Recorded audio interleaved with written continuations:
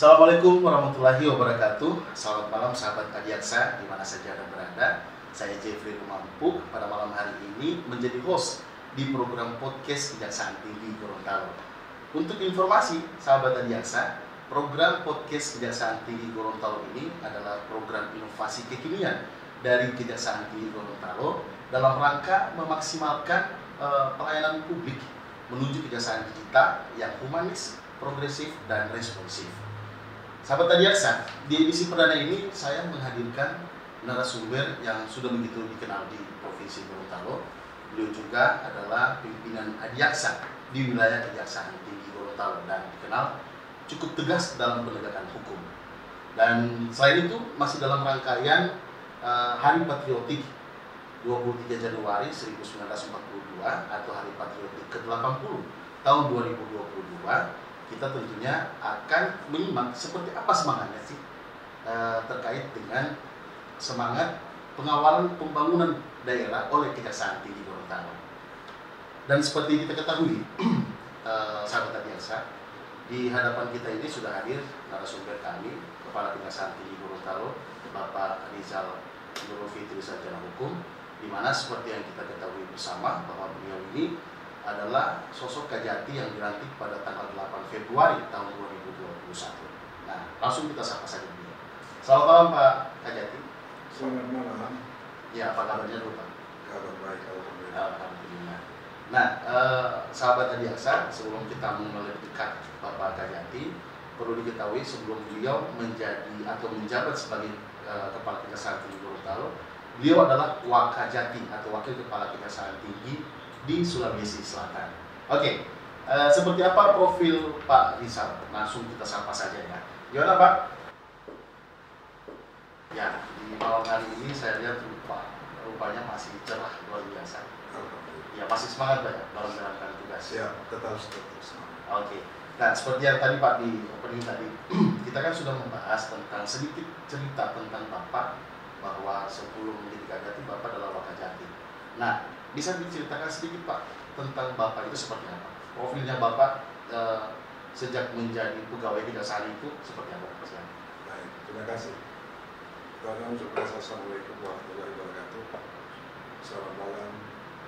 Salam buat semua sahabat Adiaksa dimanapun berada, khususnya di Provinsi Gorontalo. Sebelumnya ucapkan terima kasih kepada MUI sebagai moderator terkait dengan podcast Kejaksaan Tinggi yang saya adalah kita perdana. Terima kasih ini sudah dibangun sebagai suatu cara yang nanti segera ditindaklanjuti agar bisa segera memberikan informasi baik untuk kegiatan-kegiatan yang kita lakukan. Bahwa menjawab langsung kepada Pak Asisten Dirjen Kejaksaan Tinggi Gorontalo bersama-sama dengan wartawan Kejaksaan Tinggi Gorontalo. Baik, kalau tadi tanyakan mengenai bagaimana saya sejak bertugas di kejaksaan, saya berawal masuk di kejaksaan pada tahun 1991. Tata usaha di Kejaksaan Negeri Yogyakarta. Tahun 1993 saya mutasi ke Kejaksaan Agung dan ditempatkan di Pusat Informasi dan Statistik Kriminal Kejaksaan Agung yang sekarang menjadi Pusat Reskrimti. Itu awalnya adalah Pusat Informasi dan Statistik Kriminal. Nah, dari situ kali saya berawal tahun 95, 96 saya pendidikan jaksa. Setelah pendidikan saya ditempatkan ke Kejaksaan Negeri Banda Aceh. Itulah saya pulang kampung karena saya lahir dari ibu dan orang tua dari Aceh. Asli dari Aceh. Asli dari Aceh. Dan selama kecil saya besar di Yogyakarta. Mengeluarkan SMP, SMA, dan S1 di Yogyakarta. 1995, kemudian dalam perjalanan karir saya di jaksa, saya menjadi Kasubsi Sosmo di Kejaksaan Negeri Banda Aceh. Kemudian tahun 97 saya dipindahkan menjadi Kasih Tipsus, Kasih Tindak Pidana Khusus ke Kejaksaan Negeri Tapatuan. Dan tidak berapa lama, hanya 2 bulan, kemudian saya ditarik kembali ke Banda Aceh tahun 1997. Karena pada saya di Kejaksaan Sulawesi Aceh pada saat itu konflik. Setelah konflik, maka semua jaksa ditarik ke Kejaksaan Tinggi untuk perkara subversi. Jadi saya adalah salah satu jaksa yang pernah melakukan pendidikan kejaksaan subversi di Aceh. Melakukan penanganan perkara tindakan pidana. Saya salah satu jaksa yang pendidik. Kemudian 1999 saya dimutasi menjadi Kepala Subbagian Pembinaan di Kejaksaan Negeri Tembilahan di Riau. 6 bulan kemudian saya berpindah dalam jabatan yang sama pada tempat yang sama menjadi Kasih Tindak Pidana Khusus di Kejaksaan Negeri Tembilahan. Tahun 1999. 1999. 6 bulan kemudian kalau saya masuk ke Tembilahan itu di awal tahun. Nah, sebelum kita lanjutkan Pak terkait dengan profil Bapak, tadi saya lupa sebenarnya ada yang perlu saya pertanyakan dan barangkali mungkin publik juga yang mempertanyakan. Sebenarnya apa motivasi seorang Bapak Rizal untuk menjadi pegawai kejaksaan? Motivasi saya di kejaksaan selain saya latar belakang saya hukum, kemudian juga berasal dari keluarga jaksa. Itu menjadi kecintaan saya terhadap kejaksaan ini. Karena orang tua saya jaksa, kemudian itu melanjutkan saya melanjutkan dalam keseharian pasangan tugas orang tua saya sebagai suatu jaksa yang juga tegas dan pernah merantau di negara.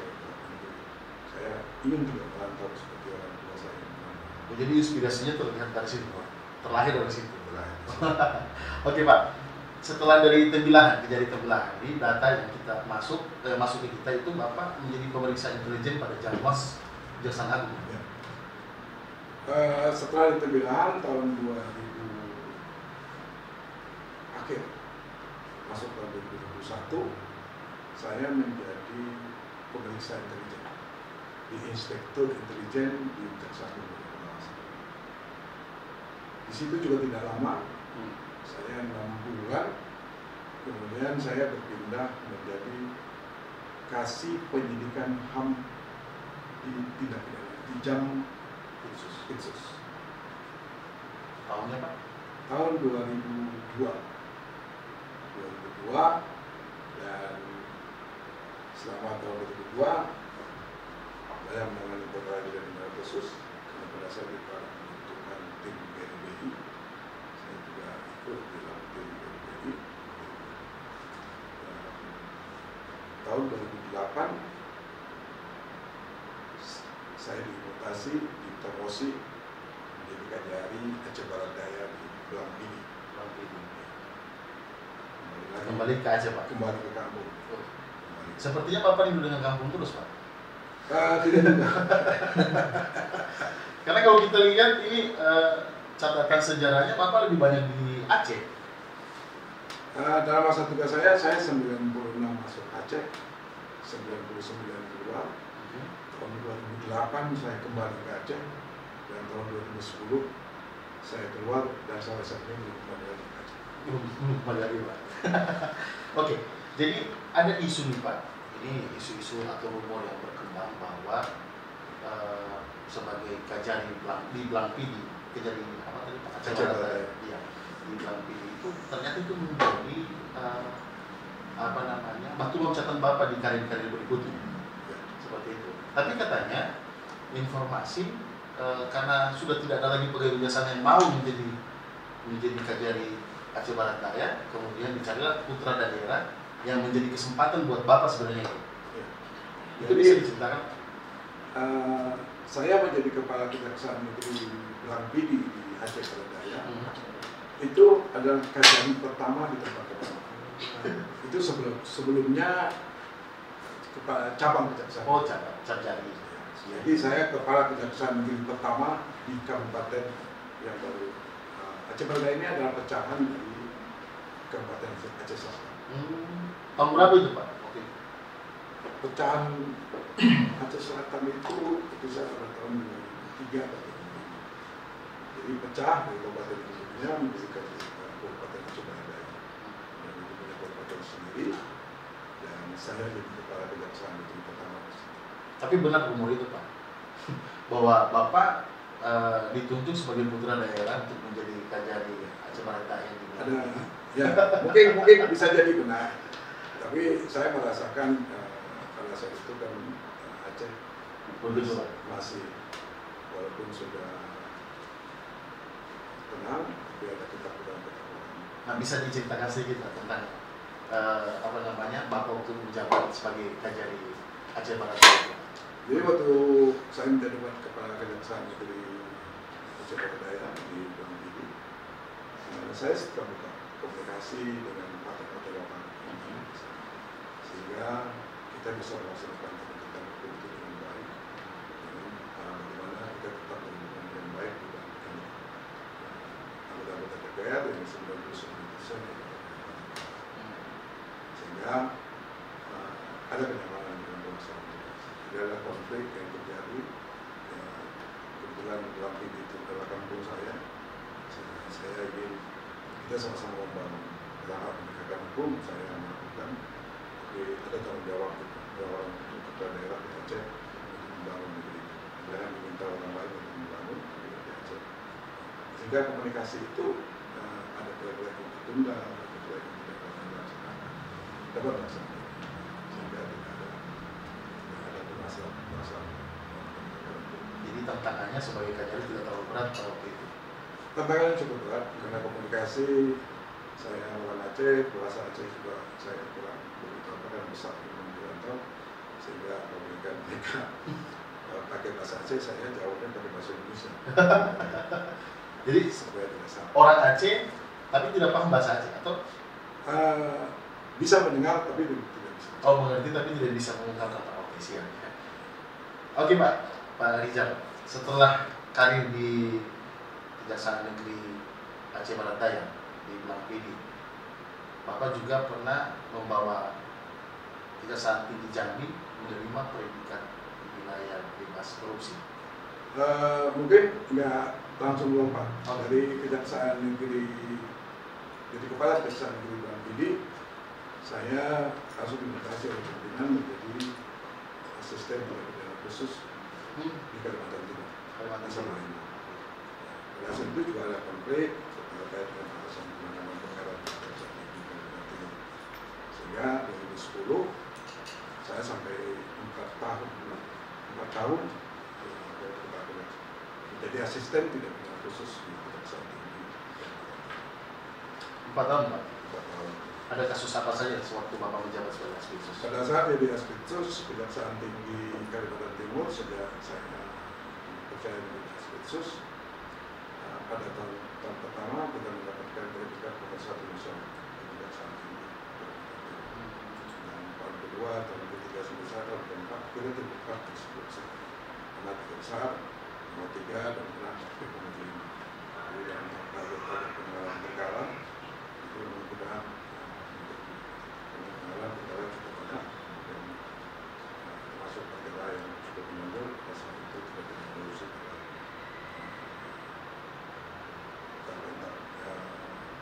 KPC. Kaltim Brimob. Oh, yang kasus penjualan saham itu Pak? Besar. Oh iya, yang milik Pemkab Kutai. Kebetulan saya di Aspitsus pada saat itu. Terus kasusnya sudah selesai Pak? Sudah selesai dan sudah juga disahkan pemerintah kepada PT. Itu nilai korupsinya Pak berapa waktu itu? Tidak salah 700 triliun. Wow, besar juga. Dari Kalimantan Timur saya pindah menjadi kepala Kejaksaan Negeri Parepare. Parepare 2 tahun lebih. Luar biasa. Kembali lagi dari Kejari, dari kepala Kejaksaan Negeri asisten tindak pidana khusus, kemudian menjadi Kajari Parepare, kemudian masuk menjadi Kasubdit Penyidikan HAM di Jambi. oh iya, Bapak lagi ke Kejagung berarti. Masuk ke Kejagung ke Jaksa kemudian Tindak Pidana Khusus. 1 tahun menjadi Kasubdit Penyidikan HAM, kemudian saya menjadi Kasubdit Labdumas, Laporan dan Pengaduan Masyarakat pada Jambi sebagai Kasubdit yang pertama juga. Dan jabatan pertama setelah perubahan struktur organisasi, saya jadi Kasubdit yang pertama. Oh, Kasubdit ketika Laporan dan Pengaduan Masyarakat. ya, unit kerja itu dibuka, Bapak langsung Itu lebih dikenal bagi kejaksaan sebagai Kasubdit Penyelidikan Tindak Pidana Korupsi. luar biasa. Jadi Dari situlah tadi seperti pertanyaan Mbak Jadi, dari situlah saya ke Jambi. ke Jambi. Dari situ, dari Kasubdit Labdumas saya menjadi koordinator salah satu jabatan eselon 2B di Kejaksaan Agung Di Jambi Intel. di Jambi Intel selama 8 bulan. Kemudian setelah itu saya dipromosi menjadi wakil kepala Kejaksaan Tinggi di Jambi. Jambi. Luar biasa Pak. Ternyata begitu banyak pengalaman Bapak ya. Dari daerah satu ke daerah satu, dari jabatan yang ini ke jabatan yang itu. Luar biasa. Oke. Kita bicara soal Bapak menjabat sebagai wakil kepala Kejaksaan Tinggi Jambi. Ya. Saya mendengar ada beberapa program Bapak, bahkan Bapak pernah membuat satu program, membuat satu terobosan dengan membuat satu tim yang cukup dikenal di masa itu. Nah, kira-kira Pak bisa diceritakan sedikit ketika Bapak menjabat sebagai Wakajati Jambi? Baik.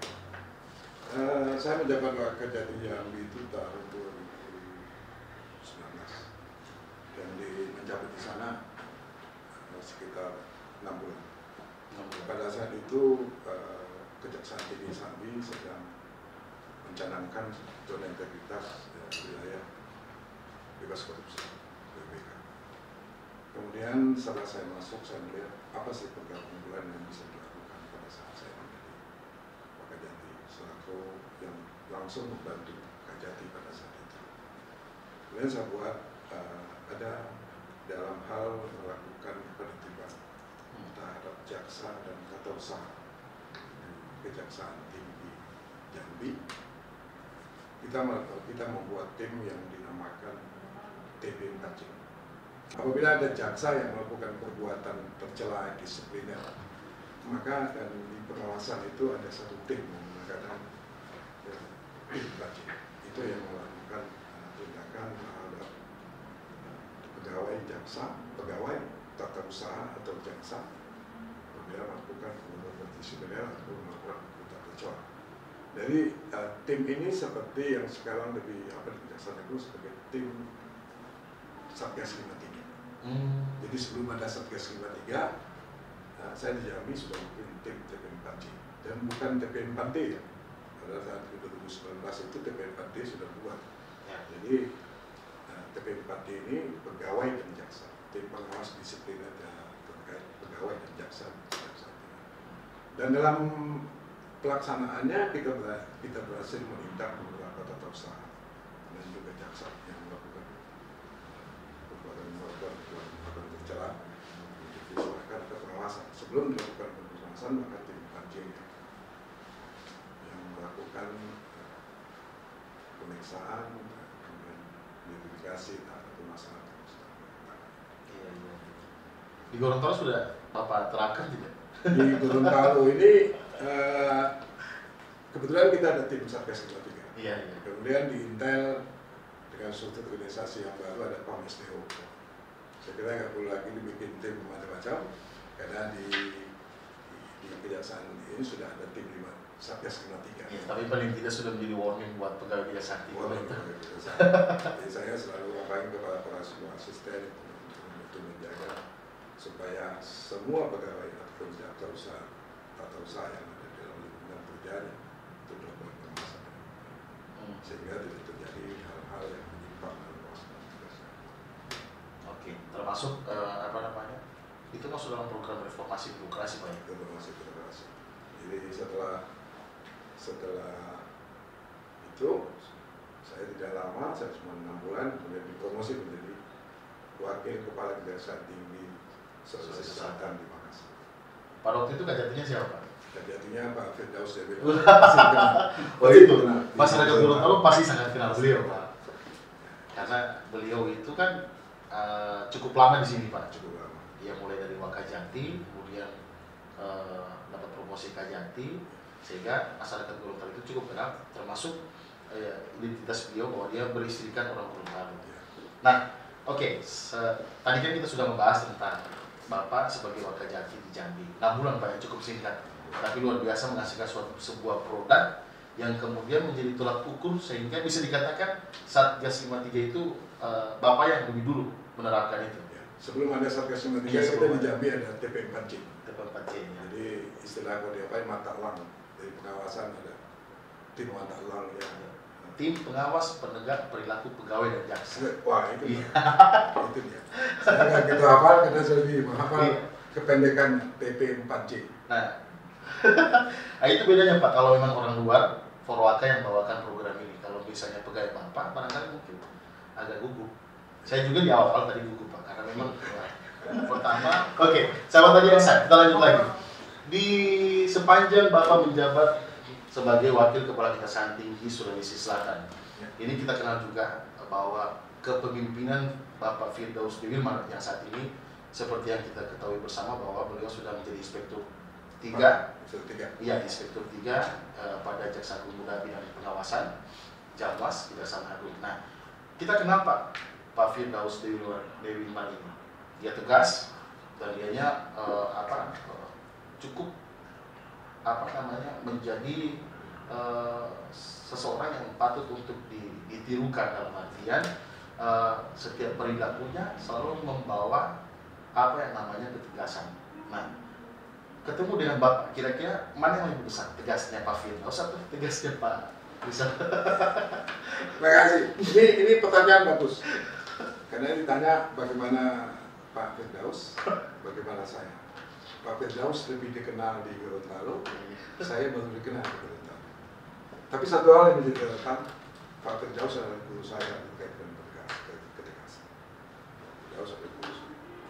Pada saat saya masuk ke Sulsel dan saya tahu bahwa Kajatinya adalah Pak Firdaus, itu saya ini.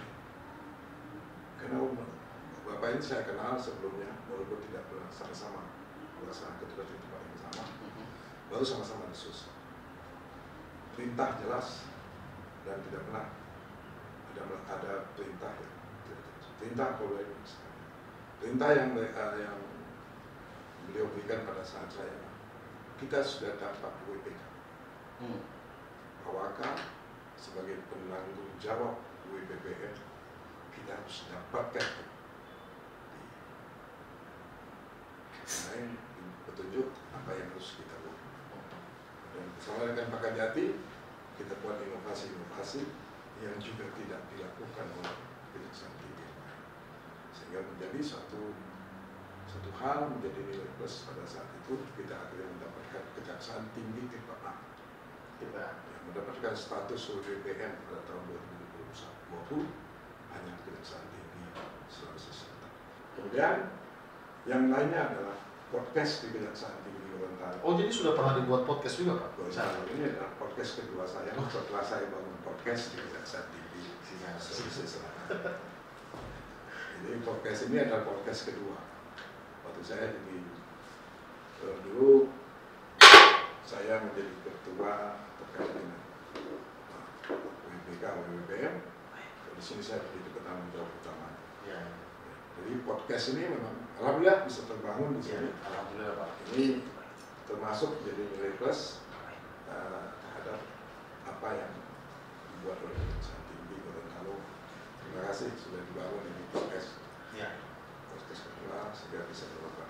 Iya Pak. Kami juga sangat bersyukur Pak bahwa di Gorontalo, khususnya di Kejaksaan Tinggi Gorontalo itu selalu mensupport kegiatan Forwaka Pak. Jadi teman-teman yang tergabung di Forwaka itu berterima kasih kepada Pak Kajati dan seluruh jajaran di Kejaksaan Tinggi Gorontalo atas terterimanya keberadaan kami di sini.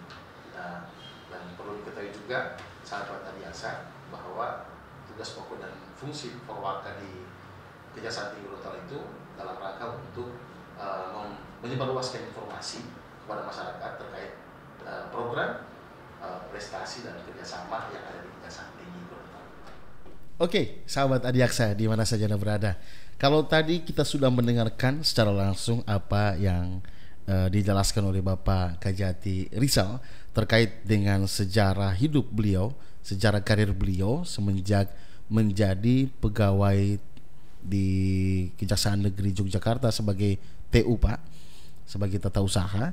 Nah, sampai dengan sebagai Wakil Kepala Kejaksaan Tinggi Wakil Kepala Kejaksaan Tinggi Sulawesi Selatan, di mana pada saat itu beliau membantu mantan Kepala Kejaksaan Tinggi Gorontalo ya Bapak Firdaus De Wilmar sebagai Kajati pada saat itu. Nah, sekarang kita mencoba mengeroyok kembali ya. Seperti apa sebenarnya visi misi kemudian motivasi Pak Rizal, termasuk juga program kerja Pak. Kalau kita tahu kan Bapak sebelum sebagai Kepala Kejaksaan Tinggi Gorontalo, Bapak dikenal cukup tegas, kemudian mempunyai beragam inovasi di tempat sebelum di Gorontalo. Nah, kira-kira program kerja apa yang masuk dalam visi misi termasuk motivasi Bapak setelah dilantik sebagai Kepala Kejaksaan Tinggi Gorontalo? Baik, setelah dilantik jadi Kepala Kejaksaan Tinggi Gorontalo, pada saat itu status Kejaksaan Tinggi Gorontalo sudah mendapat predikat WBK. Kemudian kita secara bersama-sama bagaimana berjuang untuk mendapatkan wilayah birokrasi bersih dan melayani. Kemudian kita buat jargon Kejaksaan Tinggi Gorontalo dengan kata jago. Jago itu apa Pak? Jujur, akuntabel, gigih, objektif. Itu bersama dengan visi dan misi kejaksaan. Jadi jujur dalam melaksanakan tugas, akuntabel dapat dinilai dalam pelaksanaan tugas secara profesional dan proporsional dalam pelaksanaan. Kemudian gigih dalam melakukan penegakan hukum dan melaksanakan tusi yang ada. Ya. Kemudian objektif. Kemudian terakhir adalah objektif. Ya, kita menangani perkara melaksanakan tusi harus dilakukan secara objektif, tidak mengada-ngada mencari-cari permasalahan. Kita harus bantu terkait siapapun yang meminta pelayanan hukum ke kita, juga pelayanan masyarakat. Di tempat kita duduk pada pagi ini di Kejaksaan baru saja diresmikan klinik pertama Adiaksa sebagai satu hal untuk pelayanan publik terkait dengan bagaimana Kejaksaan Tinggi ikut serta dalam melayani pelayanan publik terutama di bidang kesehatan. Apalagi saat ini Gorontalo itu termasuk daerah yang cukup ketat PPKM-nya terkait dengan pandemi COVID-19. Sehingga Kejaksaan ambil serta dalam pelaksanaan percepatan vaksinasi yang dilakukan oleh pemerintah provinsi, pemerintah kabupaten, dari kepolisian dan juga dari TNI. Kita ikut serta bagaimana mendorong saya melibatkan seluruh kepala kejaksaan negeri yang ada dalam wilayah Kejaksaan Tinggi Gorontalo untuk ikut mendorong vaksinasi terhadap masyarakat. Mengambil peran di situ. Sehingga yang dahulunya dalam urutan nasional kejaksaan provinsi, Gorontalo ini ada di urutan di bawah. Pada saat ini insya Allah kita bisa masuk di 10 besar di provinsi. Wah, luar biasa. Sesuai target yang disampaikan, yang diberikan arahan oleh Bapak Presiden. Bapak vaksinasi harus bisa pada saat Desember 2020 kita harus sudah 2021 maksud saya, kita sudah bisa mencapai di atas 60%. Alhamdulillah seluruh kabupaten kota itu bisa mencapai angka itu. Untuk program percepatan vaksinasi. Kita kembali ke Jago dulu Pak. Ini jargon luar biasa karena beberapa orang pernah mendengarkan kemudian mereka mempertanyakan apa itu Jago. Karena Jago itu bisa dikatakan jaksa Gorontalo. Ya kan? Mereka juga belum tahu tentang pengertian daripada Jago tersebut. Nah, satu pertanyaan Pak. Sebelum keluar, artinya sosialisasi terkait dengan program jargon Jago tersebut. Nah, kira-kira sebelum Bapak datang, kemudian Bapak membuat program itu, jargon itu, ada perubahan tidak Pak di kalangan institusi Adiaksa ini? Jelas ada perubahan. Perubahan yang sangat mendasar. Jadi alhamdulillah selama saya menjadi Kepala Kejaksaan Tinggi Gorontalo tidak ada melakukan satu tindakan yang sangat keras terhadap pegawai di Kejaksaan Tinggi dan wilayah Kejaksaan Tinggi Gorontalo. Yang ada kita kenal hukuman disiplin itulah satu orang tapi atas perbuatan yang belum dilakukan. Dan untuk langkah-langkah itu sudah diusulkan oleh pejabat sebelumnya. Di zaman saya ada satu pegawai karena tidak disiplin. Tidak disiplin melaksanakan tugasnya, maka kita usulkan untuk penjatuhan hukuman disiplin.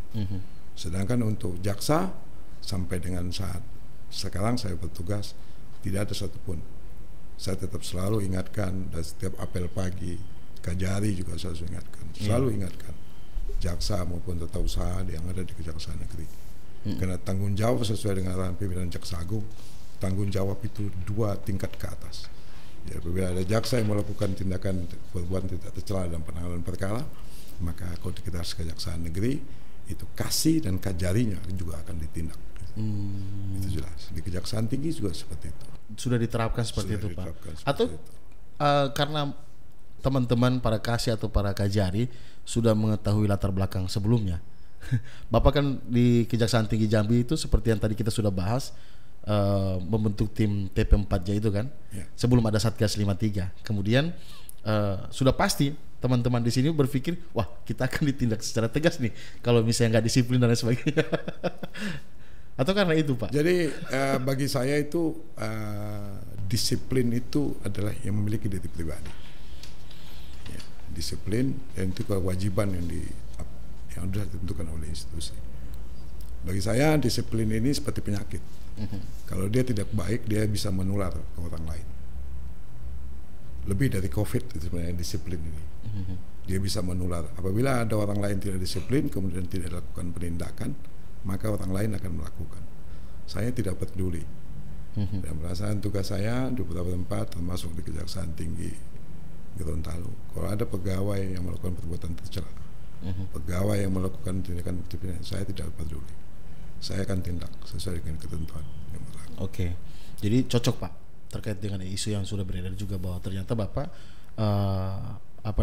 membereskan dulu dalam tanda kutip masalah internal, kemudian Bapak langsung keluar untuk menyelesaikan persoalan-persoalan penanganan perkara seperti itu Pak ya? Ya, apalagi di dalam sebelumnya Kejaksaan Tinggi Gorontalo sudah mendapatkan zona wilayah bebas korupsi. Sehingga dalam perbuatan bukan hanya sebagai ucapan saja sebagai wilayah bebas korupsi, maka semua tindakan, apalagi pelayanan hukum, pelayanan terhadap masyarakat, tidak boleh ada pungutan apapun.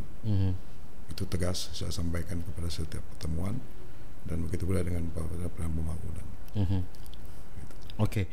Nah, ini kan yang lagi sementara lagi sementara seru Pak, bahwa Gorontalo itu ada beberapa daerah yang menggunakan dana PEN untuk pembangunan daerah. Seperti yang kita ketahui, Kejaksaan Tinggi sangat tegas terkait dengan pengawalan pembangunan daerah melalui dana PEN.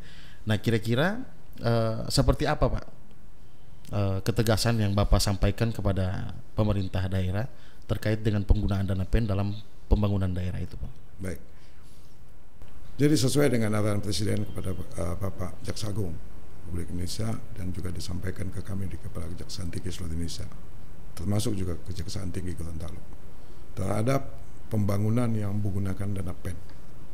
PEN itu pemulihan ekonomi nasional. Itu diawasi oleh kejaksaan. Tindakan pengawasan dilakukan kejaksaan dilakukan sejak melalui tusi bidang perdata dan tata usaha negara. Di situ dengan istilah pendampingan, sehingga ada proses perencanaan sampai proses pelaksanaan pelelangan, sehingga proses pelaksanaan pekerjaan sampai dengan selesai. PAHO dan FAO itu melibatkan perdata dan tata usaha negara secara perdata. Itu kerja di bidang perdata.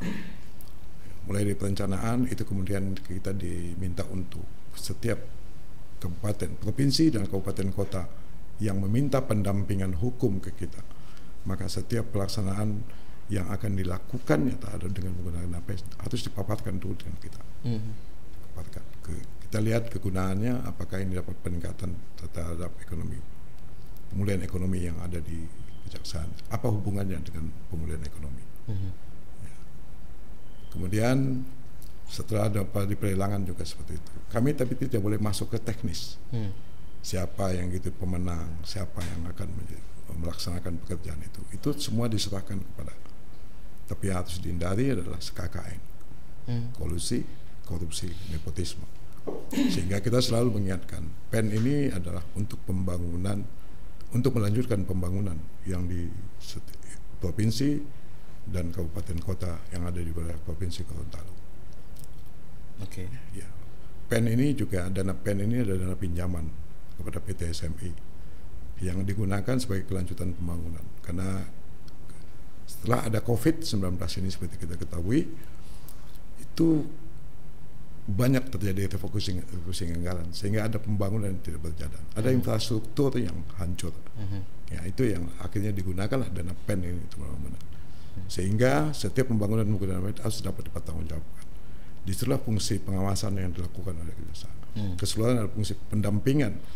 Begitu pula dalam pelaksanaan pekerjaannya terkait dengan tepat sasaran, tepat mutu, tepat waktu. Itu dilakukan oleh tim PPS, penanganan pembangunan strategis di bidang intelijen. Di situ juga ada intri meeting, bertemu dengan semua pelaksana, termasuk PPK, termasuk kontraktor, diingatkan untuk tidak melakukan penyimpangan dalam pelaksanaan pembangunan, khususnya dalam bidang PEN. Selain PEN juga ada pembangunan yang menggunakan dana APBD yang dimintakan kita terkait dengan pendampingan dan juga pengamanan pembangunan strategis. Kita ikut serta di pembangunan bukan mau merecoki pembangunan yang ada. Kita menginginkan supaya tidak ada akibat hukum di kemudian hari terhadap pembangunan yang terjadi. Sehingga apabila tidak ada apabila tahun 2021 yang sejak saya memimpin Gorontalo di Kejaksaan Tinggi Gorontalo, kita melakukan pendampingan dan PPS terhadap semua kegiatan pembangunan di sini. Alhamdulillah sampai saat ini saya tidak mendengar ada yang terjadi penyimpangan dalam proses pembangunan. Itu sebagai langkah pencegahan terjadinya tindak pidana korupsi. Sehingga kita selalu ingatkan PPK, kita selalu ingatkan pelaksana yang melakukan pembangunan itu, sehingga pembangunan itu berjalan dengan sebaik-baiknya, mutunya dapat dipertanggungjawabkan dan waktunya pun dapat dilaksanakan sesuai dengan waktu yang sudah ditentukan. Oke, jadi seperti itu Pak ya, pengawasannya dalam dukungan terhadap pembangunan daerah. Oke, kalau yang tadi Bapak berbicara tentang pengawalan kejaksaan terkait dengan pembangunan daerah. Nah sekarang ini Pak, seperti yang kita tahu banyak program-program dari Kejaksaan Agung, khususnya Bapak Jaksa Agung telah menginstruksikan berbagai macam program dalam rangka supaya tidak ada terjadinya korupsi lagi di Gorontalo. Nah, pembentukan satgas-satgas yang ada di Kejaksaan Agung itu, kira-kira apakah sudah diimplementasikan di Kejaksaan Tinggi Gorontalo, Pak? Dan satgas apa saja itu? Siap. Terkait dengan pembentukan satgas yang diperintahkan oleh Pak Jaksa Agung Republik Indonesia kepada kita seluruh Kejaksaan Tinggi, khususnya di Kejaksaan Tinggi Gorontalo, semua satgas sudah kita bentuk. Semua kerawanan-kerawanan yang dalam satgas seperti satgas mafia tanah, satgas mafia pelabuhan, satgas mafia bandara, satgas mafia pupuk, semua sudah kita bentuk. Karena di Gorontalo ini ada semua. Terkait dengan pelabuhan, kita punya 2 pelabuhan di sini. Pelabuhan yang di kota Gorontalo dan pelabuhan Anggrek yang ada di Gorontalo Utara. Satgas mafia pupuk, masyarakat di sini kebanyakan petani jagung. Kita sudah bentuk dan selalu memonitor terkait dengan pupuk. Dan sekarang satgas sudah mulai bekerja dan nanti akan melaporkan adalah hal yang kehilangan pupuk akan segera dilaporkan. Siapa, di mana sumbatannya kita akan cari. Apalagi itu masuk dalam wilayah kita melakukan penegakan, kita akan lakukan. Tapi kalau di wilayah kepolisian, kita akan serahkan ke kepolisian bagi siapapun yang menumpuk pupuk, yang mengorbankan petani yang sekarang sedang melakukan penanaman. Begitu pula satgas mafia tanah. Satgas mafia tanah, kita ada kegiatan pembebasan tanah yang di pembangunan bendungan Bulangolu. Kita juga masuk dalam hal pendampingan terhadap pembebasan tanah. juga kita lihat perkembangannya. Apakah di dalam juga ada yang mengorbankan masyarakat kecil terkait dengan penguasaan tanah negara, penguasaan tanah milik petani kecil yang dikuasai begitu saja, terkait dengan Satgas Mafia Tanah. Kita selalu monitor ini karena tidak boleh ada lagi terjadi adanya kerugian keuangan negara dalam pembebasan tanah. Apalagi bendungan Bolango-Ulu itu adalah satu proyek pembangunan strategis nasional yang sudah lama ditunda dan sampai saat ini juga belum selesai. Apa metode laporannya seperti apa, Pak? Apakah menunggu mereka laporan atau Kejaksaan Tinggi Gorontalo membuka line khusus untuk laporan tersebut? Kita juga buka line khusus terkait dengan satgas tersebut, Satgas Mafia Tanah. Sudah ada nomor teleponnya itu, dan nanti bisa diapa dengan Pak Asintel. Sudah ada nomor telepon yang bisa dihubungi apabila ada yang jadi korban mafia tersebut. Mafia tanah, mafia pelabuhan, mafia bandara, mafia pupuk. Apabila ada yang dikorbankan oleh orang-orang yang tidak bertanggung jawab terhadap hal-hal yang disampaikan dalam seri mafia, segera dilaporkan ke Kejaksaan Tinggi Gorontalo. Kita akan tidak lanjut. Itu sahabat Adiaksa. Jadi apabila Anda mendapatkan atau mendengarkan informasi terkait dengan mafia-mafia mafia-mafia yang seperti kita sudah dengarkan bersama apa yang disampaikan Pak Kajati, maka nanti dilaporkan langsung. Kita juga dari Forwaka Gorontalo akan sesegera mungkin untuk mensosialisasikan terkait dengan hal tersebut. Sahabat Adiaksa, setelah kita dengarkan terkait dengan Satgas, pembentukan Satgas, baik Satgas Mafia Tanah, Satgas Mafia Pupuk, Mafia Pelabuhan, tentunya kami berharap peran serta masyarakat terkait dengan keberadaan Satgas tersebut. Nanti kalau misalnya ada yang merasa dirugikan, tidak apa-apa, langsung melapor saja. Nanti untuk lainnya kita akan sosialisasikan di masing-masing media yang berada di Forum Wartawan Kejaksaan Tinggi Gorontalo, dalam hal ini Forwaka. Baik Pak Kajati, terkait dengan program-program yang sudah Bapak laksanakan di Kejaksaan Tinggi Gorontalo, tentu ada hal yang positif, ada hal yang negatif. Nah, ini perlu kita kroyok juga, Pak. Apabila ada yang positif, tentu pasti ada hal yang negatif. Nah, kira-kira seperti apa yang positif, seperti apa yang negatif? Saya dukungan masyarakat terhadap penegakan hukum di Gorontalo ini, alhamdulillah, saya melihat nuansa positifnya yang lebih besar daripada nuansa yang bersifat negatif. Sehingga nuansa negatif itu menjadi catatan bagi kita untuk bagaimana melangkah lebih baik ke depan. Walaupun ada yang negatif, kita harus segera perbaiki. Sehingga kita tidak pernah menghindari sama sekali apabila ada penilaian negatif daripada masyarakat. Dan itu kita siap untuk memberikan penjelasan, kita siap untuk menindaklanjuti yang negatif tadi sehingga tidak terus menjadi negatif. Sebagai aparat penegak hukum tentunya tidak pernah lepas dari dua hal itu. Rasa keadilan itu timbul dari dirinya masing-masing. Jadi tidak bisa terukur bagi kami dan penegakan hukum dengan memberikan keadilan, kemanfaatan. Kemanfaatan hukum harus juga menjadi paling utama. Penindakan itu harus ada manfaatnya. Penindakan pun harus ada manfaatnya. Jadi, mungkin itu yang sedikit menjadi hal-hal yang selalu menjadi catatan kami. Kemanfaatan dan penegakan hukum harus. Jangan korupsi yang kecil dilakukan penindakan, yang besar dibiarkan. Selalu kami mengatakan, kalau ada kasus-kasus korupsi kecil, bagaimana kita melakukan fungsi APIP yang ada di kabupaten kota untuk melakukan tuntutan ganti rugi terhadap permasalahan perkara korupsi yang kecil-kecil yang ada karena biaya untuk penindakan itu akan lebih besar daripada ada yang melakukan pencegahan. Jadi pertimbangan-pertimbangan itu yang kemudian disosialisasikan lagi ke pemerintah. Saya sudah beberapa kali sosialisasi juga di pemerintah daerah, kabupaten kota. Setiap bulan kunjungan saya ke daerah selalu ada melakukan sosialisasi pencegahan tindak pidana korupsi. Pak Kajati, yang lebih menarik ini, mumpung masih momentumnya, ya kan? Selama Bapak memimpin di Kejaksaan Tinggi Gorontalo, tentunya di awal Februari 2021 Bapak dilantik, dan sekarang saat ini kurang lebih sudah 1 tahun Pak Bapak menjabat sebagai Kepala Kejaksaan Tinggi Gorontalo. Tentu Bapak merasakan apa artinya patriotik yang ada di Gorontalo.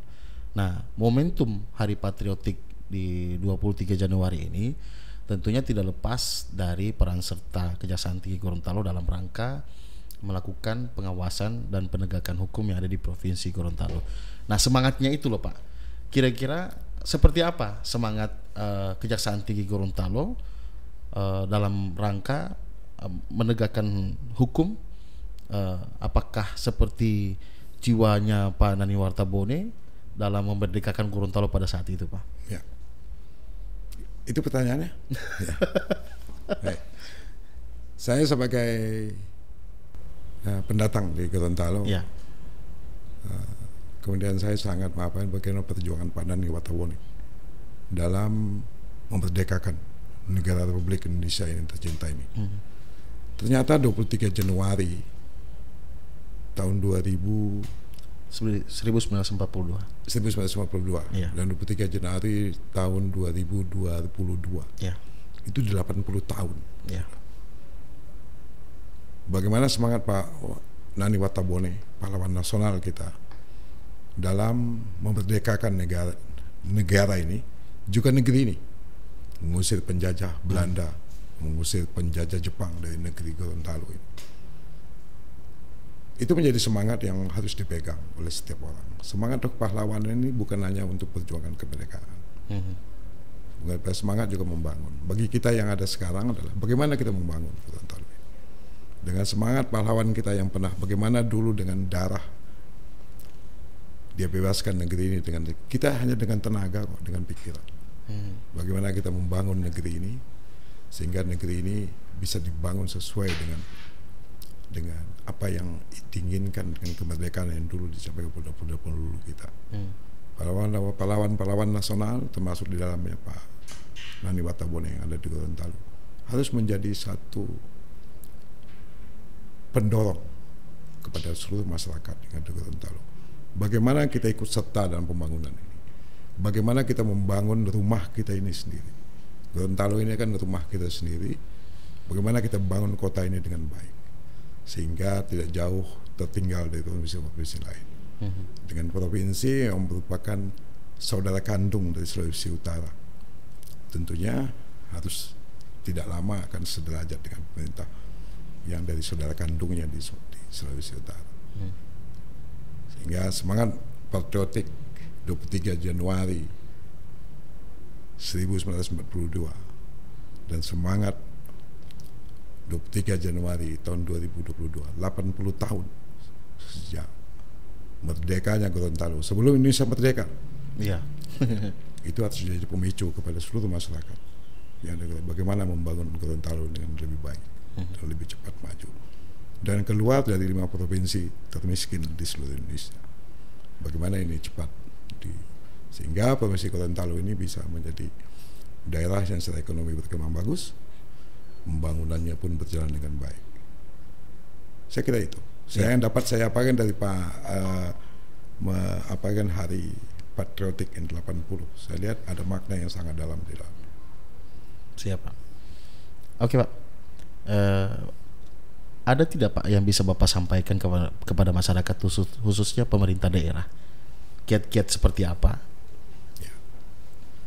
Yang saya dapat sampaikan karena kita terkait dengan penegakan hukum dan juga ikut serta dalam pembangunan. Ke dalam penegakan hukum sudah jelas bahwa kita ada penindakan, ada pencegahan seperti saya jelaskan tadi. Terkait dengan pembangunan Gorontalo, mari kita bangun negeri ini. Kita bangun negeri ini dengan baik. Laksanakan bagaimana kita membangun rumah kita sendiri. Harus cepat, sesuai mutu, sesuai dengan waktu. Sehingga seluruh proyek-proyek PEN, proyek yang menggunakan APBN, proyek yang menggunakan APBD kota, provinsi, kabupaten, itu dapat terlaksana dengan baik.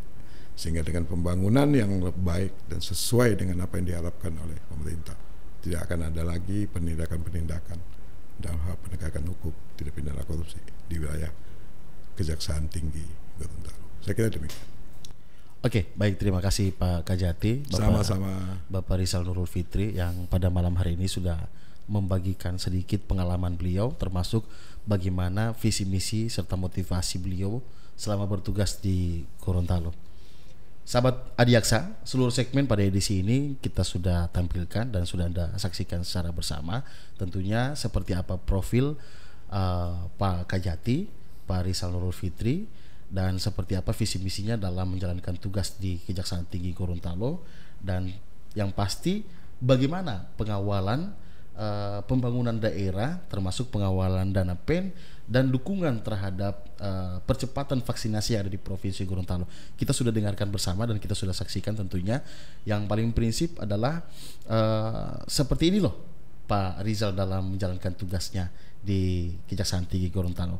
Kita akan kembali lagi pekan depan, tentunya masih di program yang sama dan dengan narasumber yang tentunya dinantikan oleh sahabat Adiaksa di mana saja Anda berada.